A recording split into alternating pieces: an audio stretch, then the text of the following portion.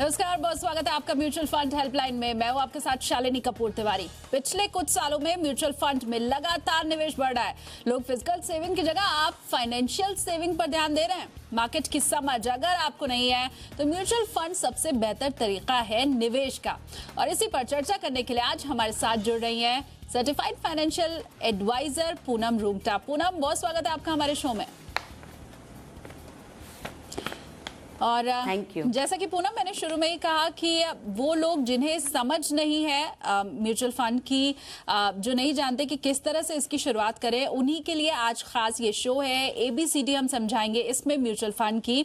और शुरुआत में करना चाहूंगी क्योंकि पहले म्यूचुअल फंड की कैटेगरी कुछ अलग थी, अब नई कैटेगरी आ गई है। और ये दरअसल जो निवेशक हैं उनकी सहूलियत के लिए और उन्हें और ज्यादा आसानी हो सके फंड सिलेक्शन में, इसके लिए ये नई कैटेगरी का इंट्रोडक्शन किया गया और इसे लेकर के आया गया। फिलहाल अभी का सिनेरियो आप कैसा देखती हैं और म्यूचुअल फंड की ये दुनिया? देखिए, म्यूचुअल फंड इंडस्ट्री जो है वो एक इस तरीके का इन्वेस्टमेंट टूल है इन्वेस्टर्स के लिए, जो उन्हें स्ट्रेस फ्री रह कर अच्छे रिटर्न्स देता है।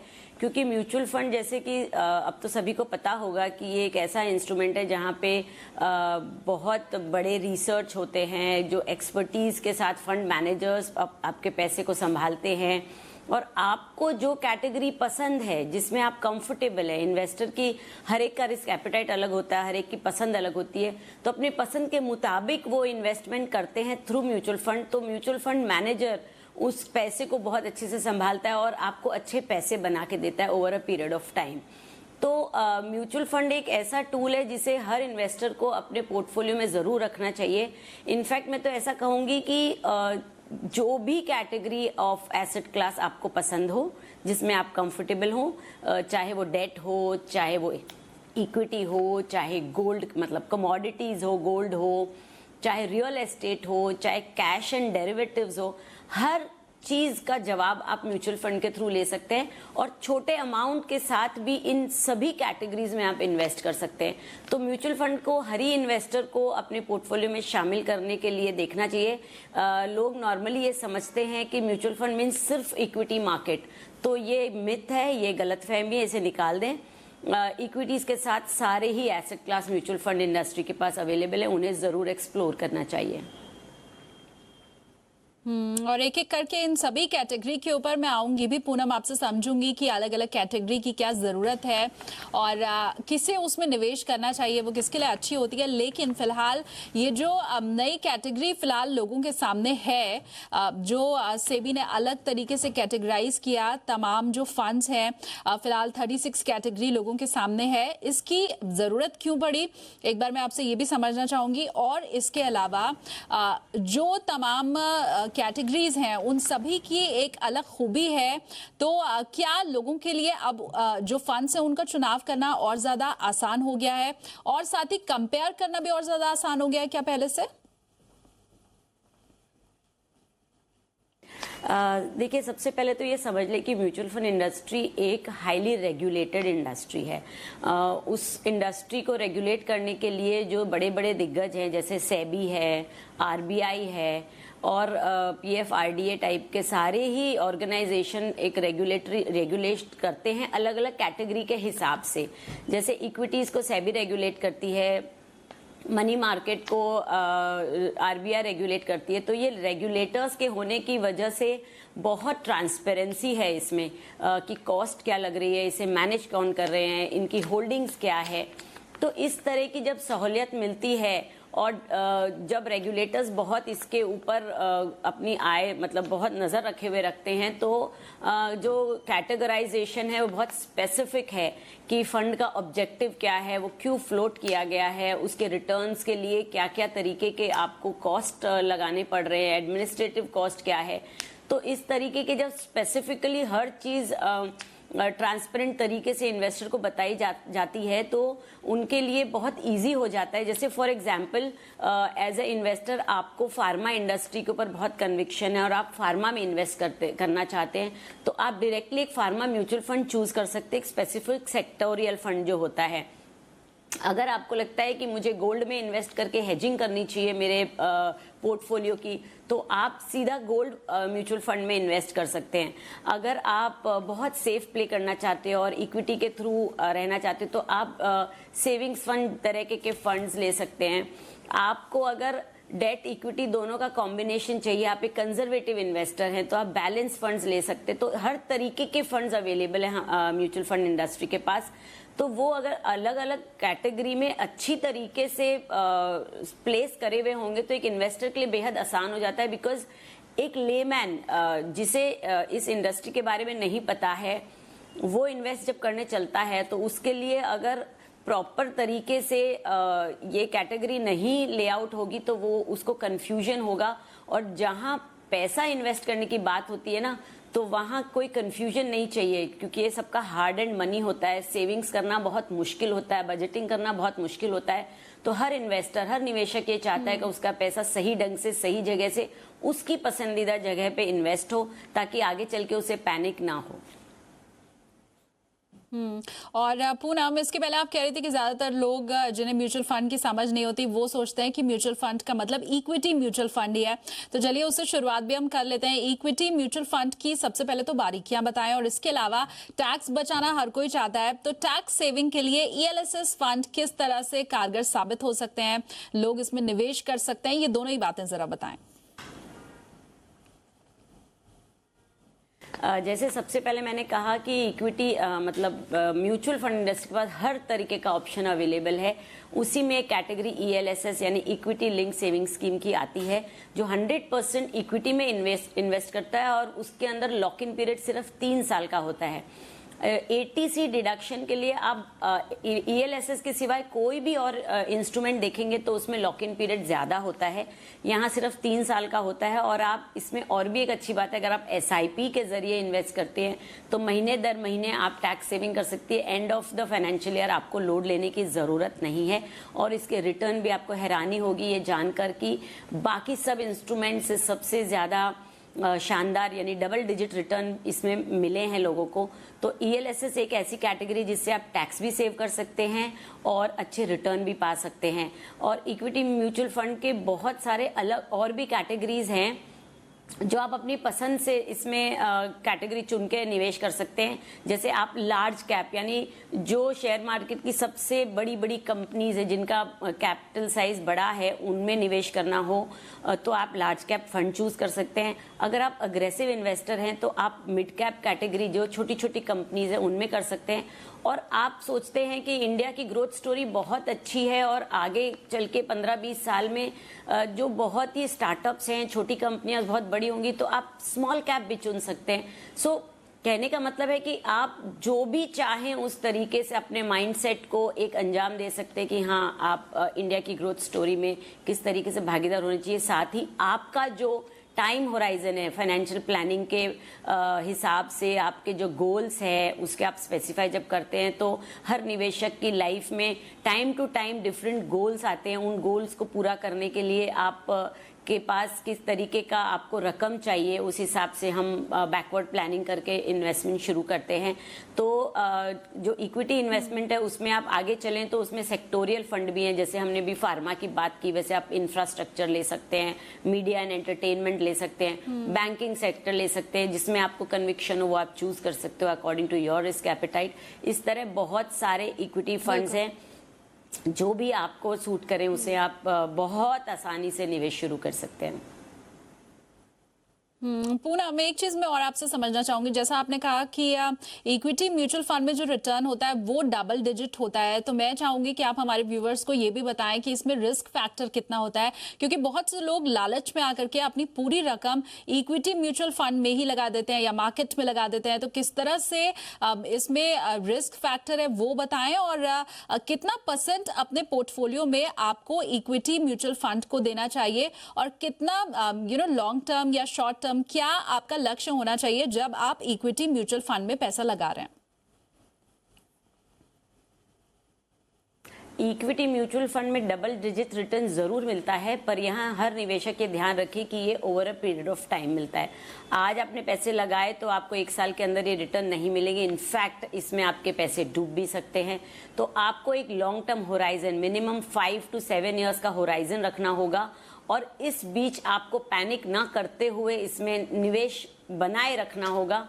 क्योंकि जैसे आपने बताया कि लालच में आके, तो लालच 2 तरीके का होता है। एक तो ज्यादा पैसा कमाने का होता है, और दूसरा घबराहट के मारे कि मेरा पैसा ना डूब जाए, वो जल्दी इसमें एग्जिट होते हैं। तो नॉर्मल साइकोलॉजी यही होती कि जब, क्योंकि म्यूचुअल फंड शेयर मार्केट से डायरेक्टली रिलेटेड है, जो शेयर मार्केट रिटर्न देगा उससे बेहतर म्यूचुअल फंड रिटर्न देते हैं, क्योंकि एक फंड मैनेजर अपने एक्सपर्टीज और अपने एक्सपीरियंस से इसमें निवेश करते हैं आपका पैसा। बट अगर आप इसमें नहीं बने रहे और शेयर मार्केट के उतार चढ़ाव के साथ आप टाइमिंग करें अपने फंड को, तो आप लॉस में जा सकते हैं। तो रिस्क फैक्टर तो इसमें 100% है ही, पर ये रिस्क फैक्टर टाइम ड्यूरेशन के साथ नेगेट होता है। आप इसको बिल्कुल नलीफाई कर सकते हैं। आपको इसमें बने रहना है, और एक कन्विक्शन के साथ आपको जो भी आपने टाइम होराइजन नक्की किया अपने गोल के लिए, तो बहुत प्रोफेशनली आपको डिसीजन लेने हैं। इसमें रिटर्न तो अच्छे बनते हैं, मगर आपको बहुत सोच समझ के निवेश करना है। ये बात जाननी बहुत ज़रूरी है, और टाइम टू टाइम रिव्यू करें अपने पोर्टफोलियो को, ये भी साथ में बहुत ज़रूरी है। बिल्कुल। और पूनम, अगर मैं ये रिस्क नहीं लेना चाहती हूँ जो इक्विटी म्यूचुअल फंड में, तो क्या मैं डेट की ओर जाऊं? पहली चीज। दूसरी बात ये कि ये ट्रेडिशनल जो इंस्ट्रूमेंट हैं उनसे कितना अलग है, कितना सही है, और किस हद तक ट्रेडिशनल इंस्ट्रूमेंट को छोड़ करके हमें डेट फंड की ओर बढ़ना चाहिए? फंड ये जो एफडी के इन्वेस्टर्स हैं, जिन्हें निवेश के नाम पे सिर्फ बैंक की फिक्स डिपॉजिट समझ में आती है, उनके लिए भी म्यूचुअल फंड के पास सोल्यूशन है। वो है डेट म्यूचुअल फंड, जो 100% डेट में निवेश करते हैं। उन्हें इक्विटी से कोई लेना देना नहीं है। उसमें भी आप चूज कर सकते हैं कि आपको कितने लंबे समय तक बना रहना है। उसमें आपको गिल्ट फंड्स मिलते हैं, इनकम फंड्स मिलते हैं, बॉन्ड फंड्स मिलते हैं। हर फंड की इन्वेस्टमेंट स्टाइल अलग अलग है, और इसके रिटर्न्स जो नॉर्मल डेट के इंस्ट्रूमेंट्स है, जैसे एफडी है या पोस्ट ऑफिस के निवेश है, जिनमें फिक्स्ड इंटरेस्ट रेट बताई जाती है आपको, उससे बेटर रिटर्न्स भी मिलते हैं, और साथ ही साथ उनकी जो टैक्सेबिलिटी है वो भी ज़्यादा कन्वीनियंट है। तो जो इक्विटी से दूर रहना चाहते हैं, जिन्हें इक्विटी से रिस्क लगता है बहुत ज़्यादा, क्योंकि एक पर्टिकुलर एज के बाद हम भी इन्वेस्टर को, एक निवेशक को, उनकी एज और उनकी जो भी रिटायरमेंट की जो भी पोर्टफोलियो की स्थिति होती है, उसमें शिफ्ट करने को कहते हैं कि आप इक्विटी से निकल के डेट में आ जाए, बिकॉज आप पैसे से रिस्क नहीं उठा सकते हैं। तो आप डेट म्यूचुअल फंड में निवेश करें। और कई बार हमने ये भी देखा है कि यंग इन्वेस्टर्स जिनके पास टाइम है, उन्हें भी रिस्क लेना पसंद नहीं है। तो ये एक इन्वेस्टर की खुद की पसंद है कि उन्हें किस कैटेगरी, किस एसेट में निवेश करना है, ताकि उन्हें पैनिक ना हो। कई मतलब अपने पैसे सेफ रखना चाहते हैं, तो आप डेट म्यूचुअल फंड की तरफ देख सकते हैं, जिसमें इक्विटी का कोई लेना देना नहीं है। पूनम, अब जो अगली बारी है वो है रियल एस्टेट म्यूचुअल फंड की। मैं समझना चाहूंगी आपसे कि किस तरह से ये काम करता है, और क्या रियल एस्टेट में डायरेक्ट निवेश की जगह भी एक विकल्प के तौर पर इसे देखा जा सकता है? बिल्कुल। रियल एस्टेट एक ऐसा इंस्ट्रूमेंट है इन्वेस्टमेंट का, जहां हम भारतीयों को बहुत अच्छा लगता है कि एक कोई प्रॉपर्टी में निवेश कर दिया जाए तो उनके बहुत अच्छे पैसे बनेंगे। पर अमूमन ये देखा गया है कि अब जो प्राइसेस है रियल एस्टेट की, वो इतनी हाई हैं, अनरियलिस्टिक है, कि आप थोड़े बहुत पैसे से इसमें कोई भी प्रॉपर्टी लेना नामुमकिन हो गया, और उसे मैनेज करना, उसको साथ ही साथ उसको मेंटेन करना बहुत मुश्किल होता है। तो आप रियल एस्टेट के इन्वेस्टमेंट के लिए भी म्यूचुअल फंड का रुख कर सकते हैं। जो कंपनीज रियल एस्टेट कंपनीज में निवेश करती हैं और डायरेक्ट प्रॉपर्टीज में निवेश करती हैं, उन कंपनियों के शेयर्स भी खरीदे जाते हैं और डायरेक्ट प्रॉपर्टी में भी हिस्सेदारी बनी जा सकती है। इस तरह के म्यूचुअल फंड हाल ही में फ्लोट हुए हैं, जिनके लिए थोड़ा लिमिटेशंस रखे गए हैं। उनमें निवेश करने की अमाउंट थोड़ी एक मुश्त बड़ी रखी हुई है। SIP का रूट उसमें अवेलेबल नहीं है फिलहाल, और साथ ही उसमें थोड़ा लॉक इन पीरियड भी रखा गया है, क्योंकि रियल एस्टेट का जो बाइंग एंड सेलिंग है उसके ऊपर एक लिमिटेशन है लॉन्ग टर्म कैपिटल गेन की। जो एसेट क्लास ये इमूवेबल प्रॉपर्टी की है उसमें थोड़ा सा लिमिटेशन रखा गया है। बट ओवर एंड ऑल आप जो खुद से कोई प्रॉपर्टी खरीदते हैं, उसको लेते बेचते हैं, उसमें जो आपको परेशानियां आती है वो सब यहाँ पे नेगेट हो जाती है। कहने का मतलब ये है कि म्यूचुअल फंड की हर ही कैटेगरी में निवेशक को एक लिक्विडिटी और फ्लेक्सिबिलिटी बहुत है। कोई भी दूसरा इंस्ट्रूमेंट आप लेते बेचते हैं खुद से, तो उसमें जो परेशानी आती वहाँ ये यहाँ पे जीरो हो जाती है। आपको जैसे कोई भी म्यूचुअल फंड लेते हैं और बेचते हैं, वैसे आपको एक्सचेंज पे जाके बस उसे रिडम्पशन की स्लिप भरनी होती है और पैसा आपके अकाउंट में आ जाता है। खास करके रियल एस्टेट में तो ऐसा है ही पूनम, क्योंकि जब हम अपनी प्रॉपर्टी बेचने जाते हैं तो हमें सही दाम पर सही खरीदार और तुरंत नहीं मिल पाता है। अगर तुरंत हमें पैसे की जरूरत है तो प्रॉपर्टी एकदम से बिक जाए, ये नहीं हो पाता है। और जैसा आपने भी कहा कि रियल एस्टेट में अगर आपको पैसा लगाना है तो उसके लिए बहुत ज्यादा फंड की आपको जरूरत होती है, लेकिन अगर आप म्यूचुअल फंड की इस कैटेगरी में पैसे लगाते हैं तो आप कम रुपए से भी शुरुआत कर सकते हैं। जी, और साथ ही अगर आपको छोटी रकम चाहिए, समझो आपने 2 करोड़ रुपए लगाए हैं और आपको 50 लाख की जरूरत है, तो और आपने फ्लैट खरीद रखा है 2 करोड़ का, तो आप एक कमरा उस फ्लैट का नहीं बेच सकते कि हम आधा घर बेच के अपने पैसे की रकम पूरी कर ले। वो आपको पूरा ही घर बेचना होगा। और इस तरह की दिक्कतें आती है जब हम एक्चुअल में रियल एस्टेट खरीदते हैं, जबकि म्यूचुअल फंड में ये चीजें कि हाँ, ये पार्शियल विड्रॉल आप कर सकते हैं और इस तरीके की मुसीबतें नहीं झेलनी पड़ती है निवेशक को। तो बिल्कुल ये जो पूनम ने कहा कि हमें बहुत प्रेम है रियल एस्टेट के साथ और उसमें हम जरूर निवेश करते हैं, उससे अब बाहर आने की जरूरत है। और कमोडिटी म्यूचुअल फंड भी कुछ इसी तरह से काम करता है पूनम, क्योंकि नाम से ही समझ में आ रहा है कि ये इसका इन्वेस्टमेंट शायद कमोडिटी में होता है। हाँ, जैसे प्रेशियस मेटल्स एक कमोडिटी एक अलग कैटेगरी है, जहां अगेन हम अपने पोर्टफोलियो को डिवर्सिफाई करने के लिए कहते हैं कि एटलीस्ट 10 से 15% कमोडिटी आपके पोर्टफोलियो में होनी चाहिए। जैसे कि गोल्ड म्यूचुअल फंड्स हैं हमारे पास, तो गोल्ड आप बहुत तरीके से अपने पोर्टफोलियो में शामिल कर सकते हैं। एक तरीका उसमें म्यूचुअल फंड का है। अब यहाँ भी मैं एग्जाम्पल देना चाहूंगी कि आप गोल्ड मार्केट में अगर खरीदने जाते हैं तो आपको कई सारी फिजिकल गोल्ड में दिक्कतें आती है, जैसे कि वो गोल्ड की प्योरिटी की दिक्कत आती है। गोल्ड को आपको फिजिकल गोल्ड को घर में रखने की रिस्क रहती है, उसको अगेन बेचने जाएं तो प्रॉब्लम आती है। और एक पर्टिकुलर एटलीस्ट 1 ग्राम गोल्ड लेते हैं, उतना रकम आपको चाहिए। यहाँ गोल्ड म्यूचुअल फंड आपको महज 1000 रुपया या 500 रुपये प्रति माह की सेविंग से भी आप गोल्ड म्यूचुअल फंड में एक अपना हेजिंग कर सकते हैं अपने पोर्टफोलियो को। जो other than gold mutual funds आपको ये बेनिफिट नहीं मिलेगा कि इतनी छोटी रकम से भी आप गोल्ड में निवेश करें। तो कमोडिटी म्यूचुअल फंड्स भी म्यूचुअल फंड कंपनीज के पास अवेलेबल है, जिससे कि आप अपने पोर्टफोलियो को डिवर्सिफाई कर सकते हैं। आप इतने सारे एसेट क्लासेस हमारे पास है कि आप अपना पूरा पोर्टफोलियो पूरी तरह डिवर्सिफाई सिर्फ म्यूचुअल फंड के रूट के साथ कर सकते हैं।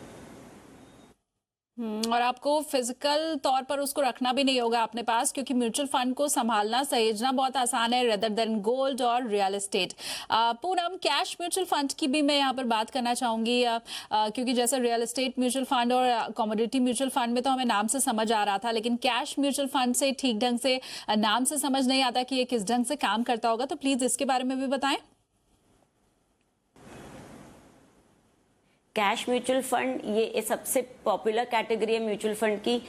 जैसे कि नाम सजेस्ट करता है कैश, वैसे ये कैश की तरह है। आप बहुत आसानी से एक दिन के अंदर आपका पैसा निकाल सकते हैं और लगा सकते हैं। ये बिल्कुल बैंक सेविंग अकाउंट जो आपका बचत खाता होता है बैंक में, उसको रेप्लिकेट करता है। जैसे आप बचत खाते में आप पैसे डाल भी सकते हैं, आसानी से निकाल सकते हैं, पैसे को कोई रिस्क नहीं है और उसको इंटरेस्ट रेट भी मिलती है बैंक में पैसा रखने से। सेम टू सेम वो ये कैश म्यूचुअल फंड जिसका नाम है लिक्विड फंड्स। लिक्विड फंड्स के अंदर जब पैसा आप निवेश करते हैं तो उसको आपको बैंक के जो बचत खाते के जैसे काम करता है, मगर बचत खाते से बेहतर आपको इसमें इंटरेस्ट मिलता है। अगर बैंक आपको 3% इंटरेस्ट दे रहा है आपके बचत खाते में पैसे रखने के, तो म्यूचुअल फंड आपको कम से कम 5 से 6% देता है। इस तरीके का फायदा होता है और आप उसको तुरंत 2 दिन या 3 दिन के, इसमें कोई लॉक इन पीरियड नहीं होता है, तो ये कैश के जैसे वर्क कर सकता है for your contingency needs also. बिल्कुल, तो इमरजेंसी फंड अपना जो आपने बैंक में रखा हुआ है वो अगर आप चाहें तो बैंक से निकाल करके कैश म्यूचुअल फंड में डाल सकते हैं। यहाँ आपको बेनिफिट भी होगा और इसके अलावा आपका पैसा जब आप चाहें आप निकाल भी सकते हैं। इसके अलावा पूनम, अगर हेजिंग का फायदा कोई उठाना चाहे तो कहाँ पर उससे निवेश करना होगा? कौन सा म्यूचुअल फंड है जहाँ हेजिंग का फायदा मिल सकता है? हेज म्यूचुअल फंड्स एक दूसरी कैटेगरी है जहां पे बड़ा पैसा लगता है और वो सेफ पैसा होता है। और इसकी अभी थोड़ी लिमिटेशंस अगेन इंडिया में हेज फंड्स के लिए ज़्यादा निवेश की अमाउंट की ज़रूरत है, मगर एक दूसरा तरीका है वो है डेरिवेटिव्स एंड आर्बिट्राज फंड्स। इसमें आप निवेश कर सकते हैं जहां आपका पैसा भी सेफ होता है। अगर आर्बिट्राज फंड में आपने निवेश किया है तो आपको रिटर्न्स भी आपके सेफ है और साथ में उन्हें इक्विटी म्यूचुअल फंड का टैक्सेशन जो कि सबसे ज़्यादा बेहतरीन है, आपको सबसे ज़्यादा फायदा देता है इक्विटी म्यूचुअल फंड का जो टैक्स पूरा जो प्लानिंग है, तो आर्बिट्राज के थ्रू भी आप इसमें निवेश कर सकते हैं। कहने का मतलब है कि हर तरीके का जो भी शेयर मार्केट के पास ऑप्शंस अवेलेबल है वो म्यूचुअल फंड के पास अवेलेबल है, बट आप उसको बेटर मैनेज कर सकते हैं, बेटर रिटर्न्स पा सकते हैं और आप स्ट्रेस फ्री रह सकते हैं उसमें। बिल्कुल, तो तमाम जो भी म्यूचुअल फंड की कैटेगरी है जो आपके लिए फायदे की हो सकती है, जहां आप निवेश कर सकते हैं, जिन चीज़ों को आप समझते नहीं है, उन सभी बातों को बहुत अच्छे से पूनम आज आपने समझाया हमारे व्यूअर्स को। बहुत शुक्रिया आपका शो में हमारे साथ जुड़ने के लिए। तो म्यूचुअल फंड हेल्पलाइन में फिलहाल के लिए बस इतना ही। मुझे इजाजत दीजिए, लेकिन आप जुड़े रहिए जी बिजनेस के साथ।